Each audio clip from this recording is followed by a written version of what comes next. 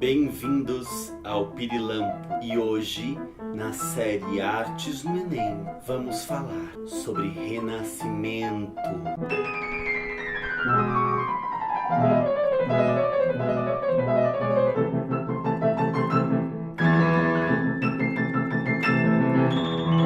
Renascimento. O que essa palavra diz pra você? De quem será que estamos falando? Quem ou que nasceu de novo? Tradicionalmente, é dito que entre os séculos XV e XVI, na região de Florença, na Itália, ocorreu um novo interesse pela arte clássica, produzida na Grécia Antiga. Um estilo artístico marcado pela clareza, pela proporcionalidade das formas e pelo estudo do corpo humano. Esse renascimento dos ideais da arte grega seria então um contraste com a arte medieval anterior, que é historicamente conhecida como a Idade das Trevas, marcada pelas sombras, pela escuridão terrível da arte gótica, pela seriedade da arte românica e por um conteúdo ditado pela religião. Porém, as coisas não são tão simples assim. Não dá pra gente dizer que a arte medieval se resuma às trevas. Afinal, foram 1000 anos com muitos artistas e pensadores importantes nesse período, que mesmo em um contexto estritamente religioso, produziram muitas obras artísticas expressivas. Como, por exemplo,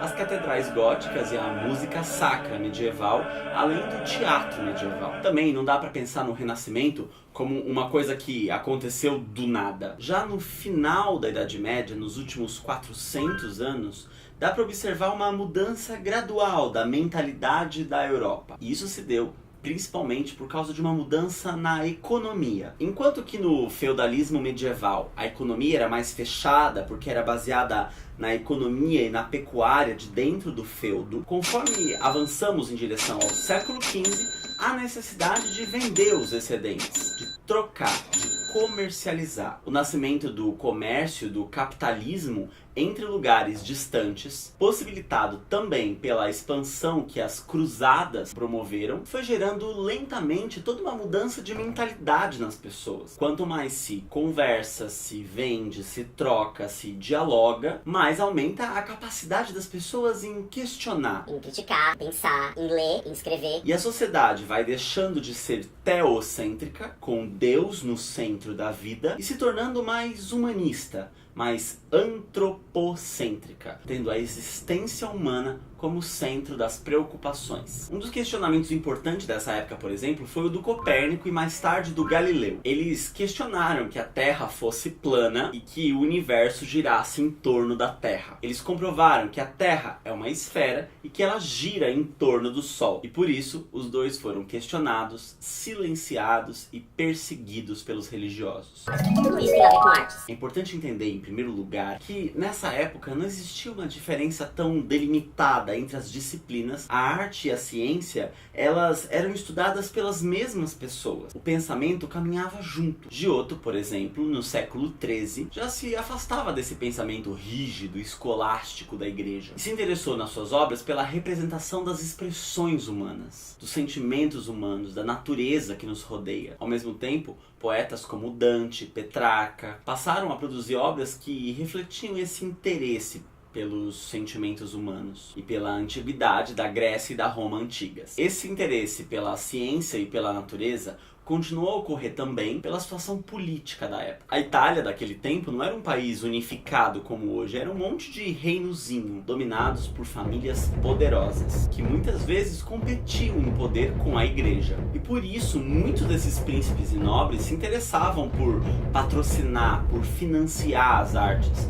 Eles eram chamados de mecenas. Muitas das obras encomendadas por eles serviriam, por exemplo, para reafirmar o poder dessas famílias e impressionar a população. Em 1401, foi promovida uma competição entre artistas para esculpir a porta do Batistério, que é uma igreja, lá em Florença. Vários artistas importantes participaram dessa competição, como Brunelleschi, Donatello. O vencedor foi Gilberti, e o seu trabalho revela muitos aspectos da arte renascentista que estava se desenvolvendo, principalmente na disposição do espírito espaço entre as figuras, através dos relevos, da distância entre as imagens, que nos dão essa ideia de perspectiva. O interesse pela ciência, pela matemática da época influenciou muito as obras artísticas. Ao tratar a perspectiva de forma científica nas obras de arte, esses escultores e pintores colocavam a arte num patamar tão importante quanto da ciência. Aliás, o Leonardo da Vinci é considerado o homem renascentista por excelência. Além de artista, ele foi cientista, engenheiro, com interesses nas áreas da biologia, fisiologia, filosofia.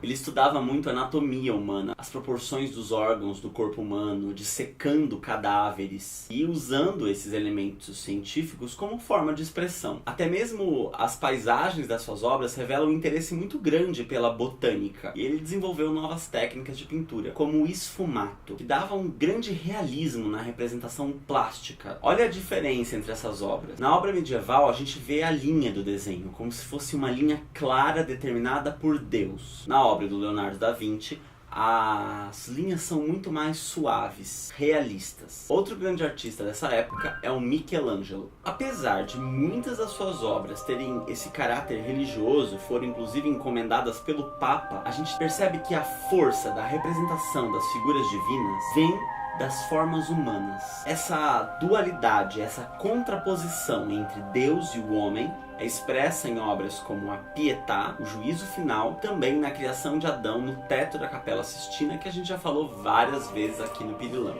em que Deus e o homem quase se tocam. Deus e o homem se tocarem dentro de um pensamento medieval seria uma ideia absolutamente absurda. Afinal, se isso fosse possível, a gente não precisaria da igreja no meio dos dois, não é mesmo? Outra pessoa muito importante no Renascimento é o Shakespeare, o grande escritor de peças teatrais. Diferente dos outros artistas que a gente falou aqui nesse vídeo, o Shakespeare era inglês, mas a preocupação das peças dele, totalmente diferente da preocupação do teatro medieval, também era com os conflitos humanos e com a ideia de sujeito que estava ainda se formando nessa época. Um sujeito que era independente da vontade divina e que a sua vontade era a coisa que mais determinava o seu destino. Nas peças do Shakespeare isso fica muito claro, desde Romeu e Julieta até Hamlet. Ser ou não ser?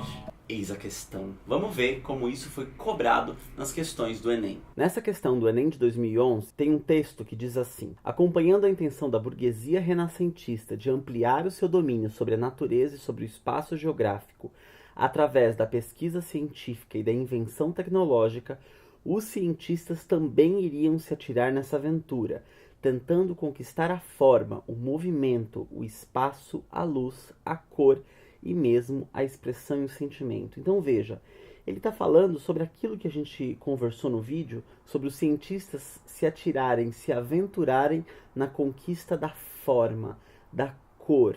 Então, são cientistas que também são artistas, como é o caso do Leonardo da Vinci, do Michelangelo e de outros. O texto apresenta um espírito de época que afetou também a produção artística, marcada pela constante relação entre letra B, ciência e arte. Então por hoje a gente fica por aqui. Não se esquece de curtir o nosso vídeo, se inscrever no canal e compartilhar para todos os seus amigos. Um beijo e até o próximo vídeo da nossa série Artes do Enem, onde a gente vai falar sobre modernismo. O Shakespeare... Eu ia falar acontece na Inglaterra, muito gay, né? Acontece.